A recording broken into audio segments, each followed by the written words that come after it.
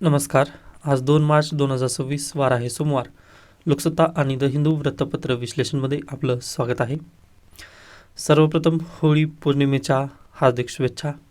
त्यानंतर अगदीच एक गुड न्यूज आपल्या सर्वांना मला शेअर करायची आहे.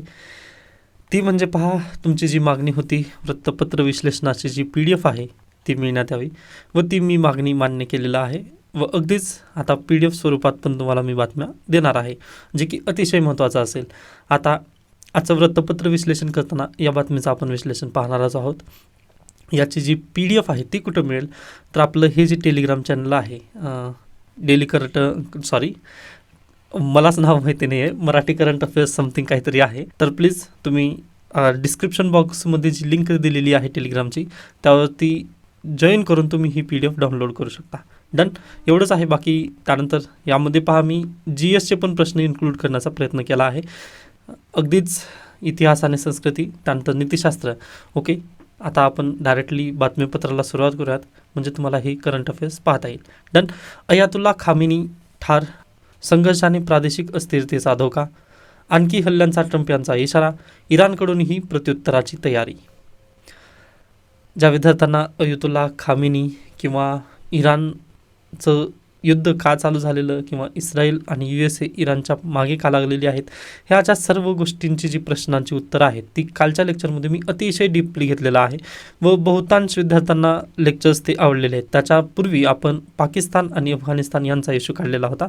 तर प्लीज सर्वजण रेग्युलर राहा व अगदी जर तुमचा कालच्याप्रमाणे जर प्रतिसाद असेल ना, तर नक्की मला पण म्हणजे बेस्ट वाटेल व मी आणखीन पहा ज्या पद्धतीने PDF वगैरे आणलेला आहे तसं मी करण्यासाठी प्रयत्नशील असेल.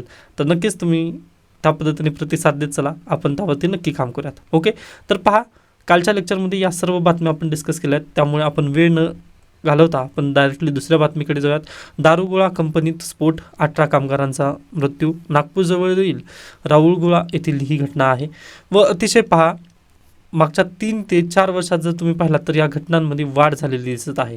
त्यामुळे अगदीच नागपूरमध्येही इथे आंदोलन होत आहे. ओके, आता याबद्दल काही ठोस पर्याय जर भारत सरकार घेऊन आलं ना, त्याबद्दल आपण चर्चा करूयात. अन्यथा ही न्यूज फक्त एक न्यूज इन प्रोसेस आहे, त्यामुळे थोडंसं थांबा येते. ओके, ज्यावेळेस अगदीच मला म्हटलं ना की ही पॉलिसी मेकिंगसाठी वगैरे महत्त्वाची ठरेल त्यावेळेस मी नक्की घेईल, किंवा डिझास्टर मॅनेजमेंटसाठी आपण या इश्यूकडे नक्कीच पुढे पाहूयात. पण ही न्यूज इन प्रोसेस आहे, थोडंसं थांबायचं आहे. उद्या किंवा परवा याबद्दल जर काही अपडेट आलं तर मी 3 बातमी नक्की घेणार आहे. नेक्स्ट आहे, शीखांच्या सन्मानासाठी सरकार वचनबद्ध, पंतप्रधान नरेंद्र मोदी यांची ग्वाही. श्री गुरु तेग बहादूर साहेबजी यांची 350वी शाहिदी समागम या कार्यक्रमामध्ये नरेंद्र मोदी बोलत होते. अगदी गुरु तेग बहादूर यांच्याबद्दल UPSCसाठी का महत्त्वाचं आहे हे पॉईंट मी आपल्या PDF मध्ये टाकलेले आहेत. तर पहा, शीख धर्माचे 9वे गुरु म्हणून कोणाची ओळख आहे? गुरु तेग बहादूरजी यांची ओळख आहे. 1621 ते 1675 हा त्यांचा जीवनमान होता. हे भारतीय इतिहासातील धार्मिक स्वातंत्र्य आणि मानवी हक्काच्या रक्षणासाठी दिलेल्या सर्वोच्च बलिदानासाठी ओळखले जातात. ओके, पॉईंट लक्षात ठेवा. त्यानंतर त्यांना श्रद्धेने हिंद की चादर असं म्हटलं जातं व मराठीमध्ये त्याचा अर्थ होतो हिंदुस्थानाचे रक्षक, हिंद की चादर. व पहा, हिंद की चादर महाराष्ट्रामध्ये कार्यक्रम पण होत आहे. आय थिंक तुम्हाला पण व्हॉट्सअपला मेसेज आलेला असेल महाराष्ट्र शासनतर्फे. ओके, 350वे समागम वगैरे होत आहे, किंवा मी वाटल्यास ना त्याची स्क्रीनशॉट तुम्हाला पाठवेन त्या मेसेजची. व त्या मेसेजमध्ये पण हिंद की चादर हा शब्द उल्लेखलेला होता व परीक्षेला डायरेक्टली प्रश्न विचारला जातो की हिंद की चादर काय आहे नेमकं. बेसिकली तर हिंदुस्थानाचे रक्षक म्हणून त्यांना ओळखलं जातं. आता जन्म कुठं झालेला आहे? बेसिकली अगदीच पहा, अमृतसर येथे झालेला आहे. त्यांचे मूळ नाव त्यागमल असे होते, मात्र एका युद्धात त्यांनी दाखवलेल्या अतुलनीय शौर्यामुळे त्यांच्या वडिलांनी त्यांना तेग बहादूर म्हणजे तलवार चालवण्यात निष्णात असे त्यांचे नाव दिले. व पहा, ते 6वे गुरु हरगोविंदजी यांचे 5वे पुत्र होते. त्यांचे वडील शीखांचे 6वे गुरु होते व ते कितवे गुरु आहेत? तर 9वे गुरु आहेत. हे डायरेक्टली स्टेटमेंट बेस्ड क्वेश्चन येऊ शकतात, त्यामुळे लक्षात ठेवायचं आहे. त्यानंतर यांना गुरुपदाची प्राप्ती कधी झाली आहे? तर 1664 ते शीख धर्माचे 9वे गुरु बनले. त्यांनी पंजाबमधील चक्क नानकी, ज्याला आपण आज अनंतपूर साहिब म्हणून ओळखतो, हे शहर त्यांनी वसवले आहे. प्लीज महत्त्वाचा पॉईंट आहे, इंडियन कल्चरमध्ये पण हा प्रश्न विचारला जाऊ शकतो. कोणतं शहर वसवले त्यांनी? अनंतपूर साहिब किंवा चक्क नानकी हे शहर त्यांनी वसवलं होतं. त्यानंतर त्यांचे 115 शब्द किंवा ज्याला तुम्ही भजने म्हणता, हे शीखांचं जे पवित्र धर्मग्रंथ आहे गुरु ग्रंथ साहिब यामध्ये इन्क्लुडेड आहेत. ओके, पॉईंट लक्षात ठेवा तुम्ही. त्याच्यानंतर सर्वोच्च बलिदान आणि ऐतिहासिक संरक्षण किंवा ऐतिहासिक संदर्भ काय आहेत, तर काश्मीरी पंडितांची त्यांनी संरक्षण केलेलं आहे.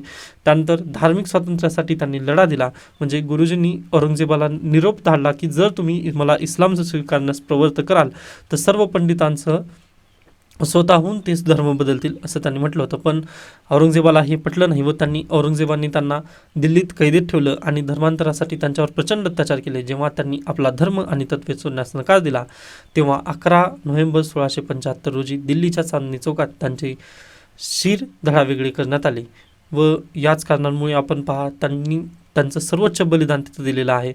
ओके, यासाठी आपण त्यांना लक्षात ठेवतो व शिखांचे ते 9वे धर्मगुरू होते.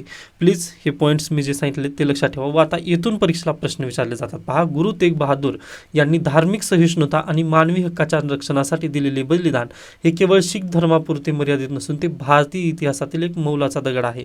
चर्चा करा. आता समजलं ना तुम्हाला त्यांनी कोणासाठी पुढे आलेले होते, तर अगदीच पहा काश्मीरी पंडितांचं पण देखील त्यांनी रक्षण केलेलं आहे. यासोबतच औरंगजेब ज्यावेळेस अगदी धर्मांतरण करण्यासाठी प्रेशराईज करत होता त्यावेळेस पण त्यांनी डायरेक्टली सर्वोच्च बलिदान दिलेलं आहे. यामुळे ते पहा धार्मिक सहिष्णुतावादी होते का नाही, तर अगदीच यस या बेसिसवर तुम्ही हे उत्तर लिहू शकता. व पहा अगदीच 150 शब्द असतील व 10 गुण यासाठी हा प्रश्न येऊ शकतो. त्याच्यानंतर नीतिशास्त्रामध्ये UPSC ने याच्यापूर्वी गुरु नानक यांच्याबद्दल प्रश्न विचारलेला आहे. त्यासोबतच गुरु ग्रंथ साहिबमधील काही हिम्स आहेत पहा त्याबद्दल पण ह्यांनी प्रश्न विचारलेला आहे UPSC ने. इथिक्समध्ये आपण इथिक्सचे ज्यावेळेस PYQ करू ना त्यावेळेस हे लक्षात येईल.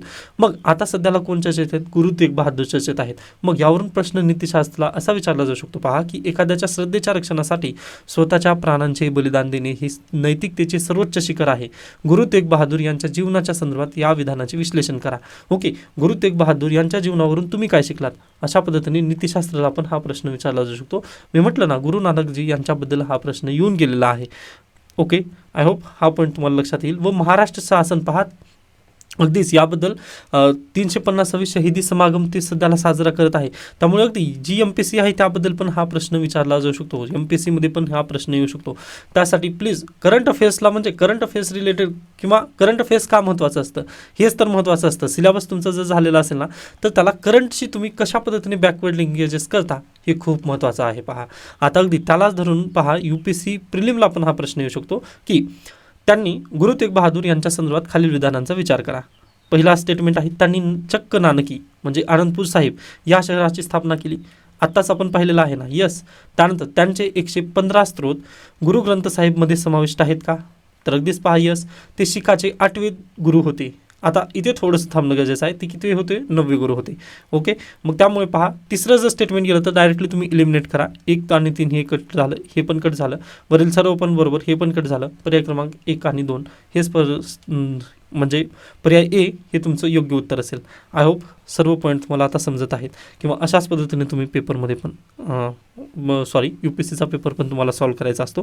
म्हणजे इलिमिनेशन टेक्निक किंवा इलिमिनेशनवरूनच तुम्ही जायचं असतं. एक जर स्टेटमेंट बरोबर आलं ना तर डायरेक्टली इलिमिनेट करण्यासाठी वगैरे मदत होईल तुम्हाला. ओके, आय होप हा आर्टिकल आता तुम्हाला योग्यरित्या समजला असेल. व महाराष्ट्र सरकार गुरु तेग बहादूर यांचं 350वी शहीदी समागम साजरा करत आहे. त्यासाठी आपल्याला ही बातमी खूप महत्त्वाची आहे बॅकवर्ड लिंकेजेसमधून. त्याच्यानंतर याच्यापूर्वी पहा नांदेड येथे पण शहीदी समागम झालेला आहे व आता सध्याला मुंबईमध्ये शहीदी समागम पार पडला. ओके, ही बातमी आय होप तुम्हाला समजली आहे. त्याच्यानंतर मुंबई ते विजयदुर्ग रोरो सुरू प्रायोगिक तत्वावरील मुंबई ते विजयदुर्ग रोरो सेवेची रविवारी मुंबईतील भाऊचा धक्का येथून मुहूर्ताची फेरी त्यांनी सुरू केली. ओके, आता ही प्रायोगिक तत्वावरती आहे. मग फायनलाइज झालं की ही फेरी डेली चालू करणार आहोत असं जर फायनलाइज झालं ना तर परत एकदा आपल्याला ह्या बातमीला आपल्या करंट अफेअर्समध्ये इन्क्लूड करूयात. आता फक्त हे प्रायोगिक तत्वावर आहे. प्रायोगिक तत्वावर UPSC आणि MPSC प्रश्न विचारू शकत नाही, त्यामुळे याला तुम्ही स्किप करू शकता. पण न्यूज इन प्रोसेस आहे हे पण तुम्हाला तेवढंच लक्षात ठेवायचं. डन. त्याच्यानंतर पहा अन्य बातम्या गरजेच्या नाहीत, कारण जर तुम्ही डेली माझ्यासोबत असाल ना तर आपण हे पूर्वीच करून टाकलेलं आहे. सर्व बातम्या आपण याच्यापूर्वीच कव्हर केलेल्या होत्या. ओके, त्याच्यानंतर पहा आजचं एडिटोरियल. आता हे खुदा पहाड निकला चुहा बातमी आहे त्यामुळे मी स्किप करतोय, परंतु तुम्हाला होमवर्क काय असेल, गंगा नदीच्या उपनद्या तुम्हाला पाठ करायच्या आहेत. ओके, आता नक्कीच तुम्ही पहा होमवर्क तरी नक्की करू शकता एवढं. गंगा नदीच्या उपनद्या तुम्हाला सर्व पाठ करून घ्यायचे आहेत. ओके, बाकी अन्य म्हणजे खोदा पहाड निकला चुहा, आपलं त्या पद्धतीने काम करायचं नाही. त्याच्यानंतर पोपटाचा पोपट. आता अगदीच मी याच्यापूर्वी पण तुम्हाला लेक्चर्समध्ये म्हटलेलं होतं की केस द पॅरेट म्हणून CBIची ओळख आहे, बरोबर. मग अगदी आर्टिकल पण त्याबद्दलच आलेलं आहे की जे CBI आहे ती कशा पद्धतीने काम करतं, व अगदी त्याच CBIचं पोपट बनण्याचं काम म्हणजे केजरीवाल यांच्या केसमध्ये झालं, ही हा आर्टिकल बोलण्याचा प्रयत्न करत आहे. त्याच्यानंतर पहा, प्रॉब्लेम हा आहे की एकीकडे केजरीवाल आहेत, ओके. आता एकीकडे केजरीवाल आहेत व दुसरीकडे CBIचे जे ऑफिसर्स आहेत ते, ओके. मग यामध्ये इश्यू काय आहे, इथं इथिकल इश्यू काय आहे. आता हे परीक्षेत लिहू नका, पण लक्षात ठेवण्यासाठी तुम्हाला सांगतोय.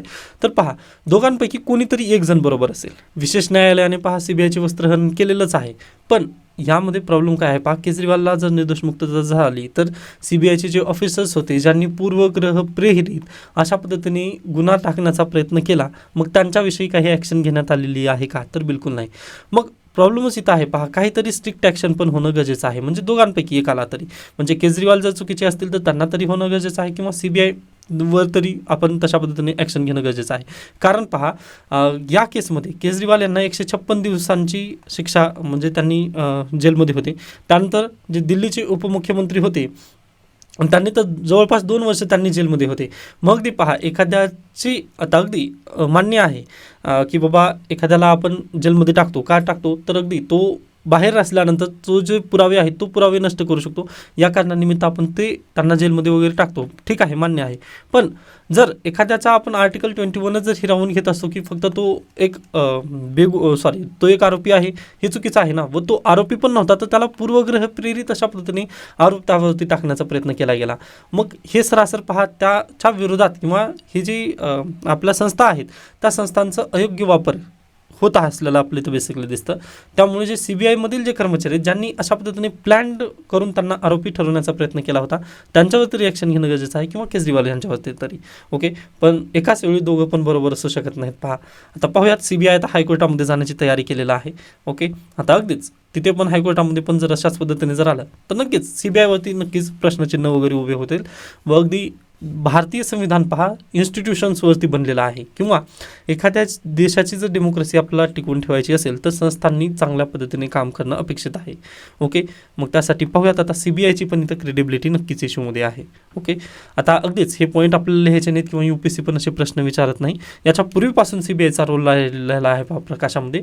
केस द पॅरेट त्यामुळेच म्हणतो मी, याच्यापूर्वी पण आपण आर्टिकल्समध्ये वगैरे डिस्कस केलेलं होतं, पण UPSC असे प्रश्न विचारत नाही, त्यामुळे स्किप करून पुढे चला.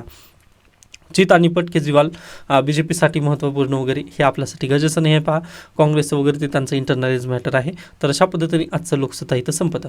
नेक्स्ट आहे आजचं द हिंदू, म्हणजे ही कालचं द हिंदू आहे बेसिकली, पण मी तुम्हाला म्हटलेलं होतं ना, आता जवळपास पहा 4:30 वाजलेली आहेत व मी अर्ली इन द मॉर्निंग आता लेक्चर रेकॉर्डिंग सुरू करत आहे, बरोबर.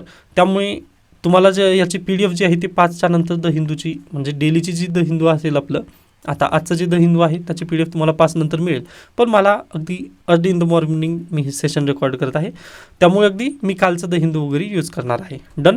हे कालच्या लेक्चरमध्ये पण मी सांगितलेलं होतं. आता कालच्या द हिंदूमध्ये पण त्याच बातम्या आहेत जे की मी कालच अपडेटेड होऊन हा आर्टिकल घेतला होता.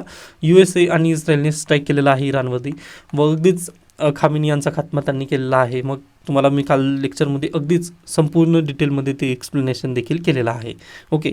त्यामुळे आता आपल्याला वारंवार तिकडे जायची गरज नाही आहे. त्यानंतर पहा, इलेक्टोरल रोल किंवा SIR बद्दल इथे परत तोच इश्यू चालू झालेला आहे. आता गुजरातमध्ये SIR झाल्यानंतर पहा लगेच ऑपोजिशन पण तिथे चालू होत आहे, किंवा म्हणजे तशा पद्धतीने बातम्या येत आहेत. पण एकदाच आपण SIRला डिटेलमध्ये डिस्कशन करणार आहोत. नक्कीच एखादा आर्टिकल येऊ द्यात SIRबद्दल, मग मी त्याला पण आपला डेली करंट अफेअर्सचं जे PDF आहे त्यामध्ये पण त्याला इन्क्लूड करणार आहे. त्यामुळे निश्चिंत राहा तुम्ही. आता अगदीच कालच्या द हिंदूमध्ये पण जास्त काही महत्त्वाच्या बातम्या नाहीत. आता ही बातमी जी आहे, Karnataka begins recruitment without internal Kota. आता अगदी कर्नाटकाने ना 2 बिल पारित केलेले आहेत. एक आहे, त्यांनी कास्ट सेन्सस केल्यानंतर जे SC आणि STचा जो कोटा होता ते त्यांनी वाढवलेला आहे व त्याला गव्हर्नरचं असेंट मिळालेलं आहे. त्याच्यानंतर सुप्रीम कोर्टाने पहा आय थिंक 2024 ऑगस्टमध्ये, okay, 1 August 2024 CJI DY Chandrachud यांनी एक निर्णय दिलेला होता की SC आणि STमध्ये तुम्ही सब कॅटेगरायझेशन करू शकता. मग ती त्याच बेसिसवर पहा कर्नाटका हायकोर्टाने कर्नाटका लेजिस्लेचरने 2025मध्ये त्याबद्दल एक कायदा केलेला आहे व त्या कायद्यानुसार आता SC आणि STमध्ये त्यांनी सब कॅटेगरायझेशन केलेलं. मग त्याला पहा गव्हर्नरनी असेंट दिलेलं व त्यावरूनच त्यांनी पहा आता जे नवीन रिक्रुटमेंट आहे ती करण्यात येणार होते, परंतु त्यांनी विदाऊट इंटरनल कोटा त्यांनी रिक्रुटमेंट चालू केली आहे. आता ही आपल्यासाठी गरजेची न्यूज आहे का? तर बिलकुल नाही आहे. थोडंसं थांबा, कारण कर्नाटक गव्हर्नमेंट पण थांबलेलं आहे. फक्त माहिती असावी किंवा न्यूज इन प्रोसेस आहे व न्यायालयीन तशा पद्धतीची प्रक्रिया होती यासाठी मी ही बातमी घेतली आहे. बाकी अन्यथा असा डायरेक्टली प्रश्न अद्याप येणार नाही, निश्चिंत राहतो मी. त्याच्यानंतर नेक्स्ट आहे Canada India negotiation pact to double trade by 2030 says Carney. आता पहा, ज्यावेळेस कॅनडा आणि इंडिया यांच्या दोघांमध्ये सध्या चर्चा होईल त्यावेळेस आपल्याला पाहता येईल. आता सध्याला पहा, Canadian prime minister mark Carney Bharat देशाच्या दौऱ्यावरती आहेत. म्हणजे अगदीच त्यांची डायरेक्टली ऑफिशियल अशा पद्धतीने काही कार्यक्रम वगैरे झालेला तर नाही आहे, पण सध्याला ते मुंबईमध्ये आहेत पहा व मुंबई दर्शन वगैरे ते सध्याला करत आहेत. ओके, मे बी त्यांची ती पर्सनल ट्रिप वगैरे असेल. ज्यावेळेस पंतप्रधान नरेंद्र मोदी आणि मार्क कार्नी यांची चर्चा होईल व ऑफिशियली पहा 2030पर्यंत त्यांनी डबल ट्रेड करूयात असं जर त्यांनी ठरवलं ना, त्यावेळेस आपल्याला ही बातमी महत्त्वपूर्ण ठरणार आहे. आता मार्क कार्नी म्हणत आहेत की पंतप्रधान नरेंद्र मोदी यांना G7चं आम्ही इन्व्हिटेशन दिलेलं आहे. मग पाहूयात G7ला जर पंतप्रधान नरेंद्र मोदी जाऊन मार्क कार्नी यांच्यासोबत चर्चा केली किंवा आता सध्याला मार्क कार्नी भारत देशामध्ये आहेत, जर इथे चर्चा घडून आली तर आपण नक्कीच या ट्रेड डीलबद्दल चर्चा करणार आहोत. व तुम्हाला माहिती असेल G20पासून आपले आणि कॅनडाचे संबंध थोडेसे नादुरुस्त आहेत. कारण तुम्हाला माहितीच असेल की जे अमेरिकेमध्ये काय म्हणू शकता, अमेरिका किंवा कॅनडाचे जे नागरिक आहेत त्यांच्या विरोधात भारत सरकारने काही कारवाई केल्याचे त्यांना पुरावे आहेत. त्यामुळे पहा, जस्टिन ट्रुडो याच्या पूर्वीचे प्राईम मिनिस्टर ऑफ कॅनडा यांनी भारत देशावरती आरोप ठेवले होते व भारत देशाने ते आरोप फेटाळले. या कारणानिमित्त थोडंसं भारत आणि कॅनडा संबंध नादुरुस्त झालेले होते. त्याच्यानंतर व्हिसा जे आहेत ते पण कॉम्प्लिकेशन्स तिथं आलेले आहेत. मग हे सर्व जर पाहता तुम्ही, आता सध्याला भारत आणि कॅनडा यांच्यामध्ये चर्चा होणं खूप मस्त आहे. मग जर चर्चा झाली तर नव्याने आपले संबंध जे आहेत ते प्रस्थापित होतील चांगल्या पद्धतीने. व अतिशय पहा तुम्ही, मिनी पंजाब आहे कॅनडामध्ये म्हटल्यानंतर मिनी पंजाब म्हणजे कनेडा. तुम्ही मूवीमध्ये वगैरे पाहिला असाल पहा, कनेडा त्या पद्धतीने म्हणतात. त्यासाठी हे खूप मस्त आहे इंडियन बायलॅटरल वगैरे होणं किंवा पॅक्ट वगैरे साईन होणं. ओके, पण सध्याला थांबा, ही पण न्यूज इन प्रोसेस आहे. 2030पर्यंत डबल ट्रेड जरी करायचं असेल तर पॅक्ट करावं लागेल किंवा आपल्याला दोघांना पण ट्रेड डील साईन करावी लागेल, पण अद्याप झालेली नाही. त्यामुळे थोडंसं इथं थांबलेलं आपल्याला बेटर असेल. डन. त्याच्यानंतर पुढे चला, नेक्स्ट कोणती आहे न्यूज? ही पहा, ट्रायबल आर्ट फेस्ट कुठं भरलेलं आहे? 2026 हे नवी दिल्ली येथे भरलेलं आहे. हे एवढंच पॉईंट तुम्हाला महत्त्वाचं आहे. आता अगदीच हा पॉईंट ना तुम्ही तुमच्या नोट्समध्ये इन्क्लूड करा, कारण मी हे जो पॉईंट आहे हे अगदी पहा इन्क्लूड केलेलं नाही, कारण हे एकाच शब्दाचं वगैरे होतं. किंवा 1-2 दिवस थांबा, आजपासूनच हे आर्ट फेस्ट चालू होत आहे. मग याबद्दल जर काही ऑफिशियल स्टेटमेंट आलं मिनिस्ट्री ऑफ ट्रायबल अफेअर्सचं वगैरे किंवा तिथे काहीतरी अशी महत्त्वाची जर घडामोड झाली ना, तर मी ही एकत्रितचरित्या आपल्या डेली करंट अफेअर्सच्या PDF मध्ये देईल. पण आज घडीला तुम्हाला काय लिहायचं आहे, तर ट्रायबल आर्ट फेस्ट कुठं होत आहे, तर अगदीच नवी दिल्ली येथे ते भरवण्यात आलेलं आहे 2026. हा पॉईंट तुम्हाला लक्षात ठेवायचा आहे. मार्च 2 ते 13 मार्च दरम्यान ट्रायबल आर्ट फेस्ट नवी दिल्ली येथे भरत आहे. डन. आता अगदीच एवढ्या 10 दिवसांमध्ये काही ना काही घडामोडी होईल, त्यावेळेस आपण ह्या बातमीला परत एकदा पाहणारच आहोत. म्हणजे ही न्यूज इन प्रोसेस आहे. तत्पूर्वी हे पॉईंट तुम्ही लिहून ठेवा, सरसेवेला हा प्रश्न विचारला जाऊ शकतो. डन. त्याच्यानंतर पुढे चला, आता 2 आर्टिकल आहेत, इंडिया आणि US ट्रेड डील. हे लास्ट मंथमध्ये आपण डिस्कशन केलं होतं, त्यामुळे मी याला स्किप करतो आहे. ओके, पण आपल्या डेली करंट अफेअर्सच्या PDF मध्ये मी लवकरच याचा पण पॉईंट इन्क्लूड करेन. डन. ही माझ्यावरची जबाबदारी, मी करून देईन ते. त्याच्यानंतर रेअर अर्थ मिनरल्सबद्दल आर्टिकल आलेलं आहे, ज्याचं मी ऑलरेडी विश्लेषण इथं केलेलं आहे. पहा तुम्ही, दुर्मिळ मृदा खनिजे म्हणजेच रेअर अर्थ मिनरल्स ही 17 रासायनिक घटकांचा एक समूह आहे, ज्याचा आधुनिक तंत्रज्ञानामध्ये अतिशय महत्त्वाचा वाटा आहे व UPSC येथून प्रश्न विचारते. याच्यापूर्वी पण मी भरपूर वेळा तुम्हाला सांगितलं आहे रेअर अर्थ मिनरल्सबद्दल. ओके, तर पहा, पिरियोडिक टेबल तुम्ही सर्वांनी पाहिला असाल, 9वी-10वीमध्ये पिरियोडिक टेबल शिकलात, बरोबर. मग त्या पिरियोडिक टेबलमध्ये सगळ्यात खाली जे इलेमेंट आहेत पहा, त्याला आपण रेअर अर्थ मिनरल्स म्हणतो. डन. मग आता जे 17 रेअर अर्थ मिनरल्स ग्रुप आहे त्याचा उपयोग कुठं होतो? इलेक्ट्रॉनिक्समध्ये, smartphone, laptop, TV screen, hi-fi speakers यामध्ये याचा वापर होतो. मग दरवेळेस मी म्हणजे पहा डेली करंट अफेअर्समध्ये ज्यावेळेस मी बोलतो ना, लॅपटॉपची स्क्रीन, स्मार्टफोन हे बनवायचं जर म्हटलं तर अगदी समजलं की त्याचा उपयोग कुठं होतो. इलेक्ट्रॉनिक्स कोणती पण वस्तू घ्या ना तुम्ही, ज्याला LED स्क्रीन लागलेली आहे, मग लगेच तुम्हाला लक्षात येतं की इथं काय आहे, रेअर अर्थ मिनरलचा वापर झालेला आहे. डन. त्याच्यानंतर डिफेन्समध्ये गाईडेड मिसाईल ज्या असतात, आता अगदीच इराण त्याचा वापर करत आहे ना, मग रेअर अर्थ मिनरल्सच तिथं यूज करावं लागतं. त्यानंतर रडार प्रणाली, रात्री पाहण्यासाठीची उपकरणे म्हणजे नाईट व्हिजन जे गॉगल्स असतात, जे डिफेन्ससाठी खूप महत्त्वाचे आहेत पहा, त्यामध्ये पण हे कोणते लागतात, रेअर अर्थ मिनरलचाच वापर होतो. त्याच्यानंतर ग्रीन एनर्जीमध्ये कुठे, तर इलेक्ट्रिक वाहनांच्या मोटारींमध्ये कायमस्वरूपी चुंबक म्हणजे परमनंट जे मॅग्नेट असतं. आता अगदी पहा, हे ना आपण याच्यापूर्वी डिस्कशन केलेलं आहे, मला आठवतं म्हणजे मी तुम्हाला याच्यापूर्वीच सांगितलेलं आहे. त्यानंतर पवनचक्क्यांच्या टर्बाईन्समध्ये देखील याचा वापर होतो. आता म्हणजे कोणतीही मोटार घ्या, त्यामध्ये जे परमनंट मॅग्नेट असतं त्याला अगदीच रेअर अर्थ मिनरल्सपासूनच ते परमनंट मॅग्नेट बनवण्यात येतं. हा अतिशय महत्त्वाचा पॉईंट आहे. व मी आय थिंक मागे डिस्कशन करताना तुम्हाला सांगितलं होतं, म्हणजे तुमच्याजवळ जर खेळण्यातील एक काय म्हणू शकता कार वगैरे असेल, म्हणजे आपण लहान असतो तेव्हा घेतलेली होती पहा, म्हणजे रिमोटवरची कार, ओके, त्यामध्ये पण परमनंट मॅग्नेट असतं व अगदीच तिथे रेअर अर्थ मिनरलचा वापर केला जातो. डन. त्याच्यानंतर सौर ऊर्जा, सोलार पॅनल, त्यानंतर हायड्रोजन इंधन सेलमध्ये याचा वापर केला जातो. ओके. मग UPSC डायरेक्टली इथून प्रश्न विचारते पहा, की खालील आता जसं लास्ट इयरला प्रश्न काय आला होता की प्लास्टिकचा उपयोग कुठं कुठे केला जातो, किंवा हां असाच होता तो प्रश्न. त्यामध्ये सिगारेट असते पहा, त्या सिगारेटमध्ये प्लास्टिकचा वापर होतो का नाही असा प्रश्न होता तिथं. तर अगदी सिगारेटमध्ये पण प्लास्टिकचा वापर होतो, टायरमध्ये पण होतो. अगदी तसंच जर रेअर अर्थ मिनरलचा खालीलपैकी कुठे वापर होतो असा जर प्रश्न आला तर सर्व पर्याय बरोबर आहेत, असं तुम्हाला जास्त करून लक्षात ठेवायचं आहे. डन. त्याच्यानंतर चीनचे वर्चस्व आहे का, तर यस, 80% चायना तिथे प्रस्थापित झालेले रेअर अर्थ मिनरल्सबद्दल. त्यांनी कधीपासून काम केलं आहे याच्यापूर्वीच आपण पाहिलं आहे, 1990 त्यांनी काम केलं आहे. व भारत देश तर त्या रेसमध्ये पण नाही आहे खरं पाहिलं तर तुम्ही. ओके. पण भारत देशामध्ये स्थिती आहे का आज घडीला आपल्याकडे रेअर अर्थ मिनरल्स मिळतात का, तर यस, मोनोझाईट जी वाळू आहे आपली, तिथे आपला रेअर अर्थ मिनरल्स मिळतात. ते बेसिकली कुठं आहे, मग मोनोझाईट वाळू ओडिसा, आंध्र प्रदेश आणि केरळ यामध्ये साठे आहेत भरपूर.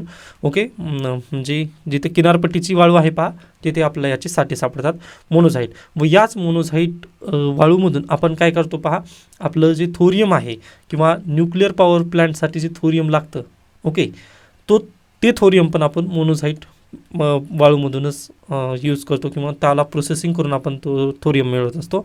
पण प्रॉब्लेम काय आहे माहीत आहे का, याची आव्हानं खूप महत्त्वाची आहेत. या खनिजांच्या शुद्धीकरण प्रक्रियेत मोठ्या प्रमाणात विषारी आणि किरणोत्सर्गी कचरा निर्माण होतो. ओके. मग व आपल्याकडे तेवढ्या मोठ्या प्रमाणात मशिनरीज वगैरे नाही आहेत किंवा अगदी मोठ्या प्रमाणात इंडस्ट्री नाही आहे, ज्यामुळे आपण मोनोझाईट वाळू जरी मिळाली तर त्यामधून आपण प्रोसेस करून पहा रेअर अर्थ मिनरल्स मिळवू शकत नाही. त्यामुळे चायनाने 1990 यावरती काम केलं. त्यामुळेच अगदी पहा, अमेरिकेला पण त्यांनी मागे टाकले रेअर अर्थ मिनरल्समध्ये. व अगदी रेअर अर्थ मिनरल्समध्ये दबदबा आज कोणाचा आहे, तर चायनाचं वर्चस्व तिथं निर्माण झालेलं आहे. त्यामुळे जागतिक पातळीवरती आपला कोणतंही वस्तू जर बनवायची म्हटलं तर अगदी आता जे लॅपटॉप तुम्ही घेत आहात त्यामध्ये पण मागे लिहिलेलं असतं मेड इन चायना. ओके. आता ॲपलचा फोन आपल्या भारत देशामध्ये बनत आहे, पण आपण काय करत आहोत, रेअर अर्थ मिनरल्स कुठून मागवत आहोत, चायनामधूनच मागवत आहोत. आता जरी ॲपलचा फोन हा USA जरी असला तरी चायनाच आपल्याला सर्व गोष्टी प्रोव्हाइड करत आहे. त्याचं नेमकं कारण आहे rare earth minerals. I hope हा पॉईंट तुम्हाला समजला आहे. मग यावरून UPSC प्रश्न विचारते, खालील पर्यायांचा विचार करा. सर्व दुर्मिळ मृदा खनिजे निसर्गात अत्यंत कमी प्रमाणात आढळतात म्हणून त्यांना दुर्मिळ असे म्हणतात. आता म्हणजे अगदी जो विद्यार्थी वाचून गेलेला नाही आहे त्याला तर हे स्टेटमेंट बरोबरच वाटणार आहे की बाबा दुर्मिळ खनिजे निसर्गात अत्यंत कमी प्रमाणात आढळतात म्हणून त्यांना हे दुर्मिळ असं किंवा रेअर अर्थ मिनरल्स म्हटलं जातं, पण असं नाही आहे. प्रॉब्लेम कसा आहे पहा, दुर्मिळ यासाठी म्हटलेलं आहे की ते आपलं प्रोसेसिंग करून खूप कमी प्रमाणात मिळतात. ओके. यासाठी आहे, अन्यथा पहा त्याचे साठे वगैरे बरोबर आहेत. ओके. त्यामुळे पहिलंच स्टेटमेंट इथं चुकलेलं आहे. मग हे गेलं. त्याच्यानंतर हा पण ऑप्शन तिथं गेलेला आहे. आता तिसरा ऑप्शनला पाहूयात आपण. मोनोझाईट हे भारतातील दुर्मिळ मृदा खनिजांचे मुख्य स्रोत आहे. मग हे स्टेटमेंट बरोबर आहे का, तर अगदीच यस. आपण पाहिलेलं आहे ना, भारत देशाच्या किनारपट्टीवर मोनोझाईट वाळू भेटते व त्यामधूनच आपण thorium plus rare earth minerals मिळवू शकतो, अन्यथा दुसरं सोर्स भारताकडे नाही आहे. त्यामुळे पर्याय क्रमांक 3 बरोबर असेल का, तर यस. तर अशा पद्धतीने पहा, म्हणजे दुसरं स्टेटमेंट आपल्याला वाचण्याची आवश्यकता पडली का, तरी पण पाहूयात आपण, वाचूयात चला. भारत जगातील दुर्मिळ मृदा खनिजाच्या साठ्यामध्ये पहिल्या क्रमांकावर आहे. तुम्हाला वाटतं पहिल्या क्रमांकावर आपण आहोत? बिलकुल नाही, चायना आहे पहिल्या क्रमांकावर. तर अगदीच दुसरं स्टेटमेंट न वाचता पण तुम्हाला उत्तर काढता येतं. व प्रिलिममध्ये गेम हाच आहे पहा, तुम्हाला कमी वेळामध्ये जास्त प्रश्नांची उत्तरं द्यायची आहेत. ओके. व आता अगदीच 1 मार्चपासून आय थिंक, बरोबर ना? हां, MPSCने पण पहा त्यांनी चेंजेस केलेले आहेत. 5 पर्याय तिथं दिलेले आहेत. त्यामुळे अगदी तुम्हाला फास्ट क्वेश्चन सॉल्व्ह करण्याची पॉवर येणं गरजेचे आहेत. कारण तुम्हाला इथं जो शेवटचा पर्याय आहे तो पण ऑप्शन गोल करायचा आहे आता. का? जर ऑप्शन सॉल्व्ह केला नाही तर हा पर्याय गोल. व UPSCचे पेपर्स जे आहेत ना ते खूप लेंथी होत चाललेले आहेत. यासाठी थोडंसं तुम्हाला याची काळजी घ्यावी लागेल. म्हणजे अगदी इलिमिनेशन स्वरूपातूनच तुम्ही जास्त करून तर पेपर सॉल्व्ह करा. हाच माझा एक माझ्या अनुभवातून सांगण्याचं एक हे असेल, निर्णय असेल. कारण अगदी पहा, UPSCचा पेपर वाचत असताना म्हणजे मराठी माध्यमच्या विद्यार्थ्यांना खूप प्रॉब्लेम येतात. त्यासाठी डायरेक्टली पर्यायाच्या नुसारच तुम्ही उत्तरं शोधण्याचा प्रयत्न करू शकता. ओके. आय होप हे तुम्हाला समजलं असेल. त्याच्यानंतर मॅपिंग. ओके. द हिंदूमधलाच हा आर्टिकल आलेला आहे. खाली गेल्यानंतर तुम्हाला लगेच लक्षात येईल. तर इथून काय करायचं आहे पहा, तुम्हाला ही मॅपिंग करून घ्यायची आहे. ओके.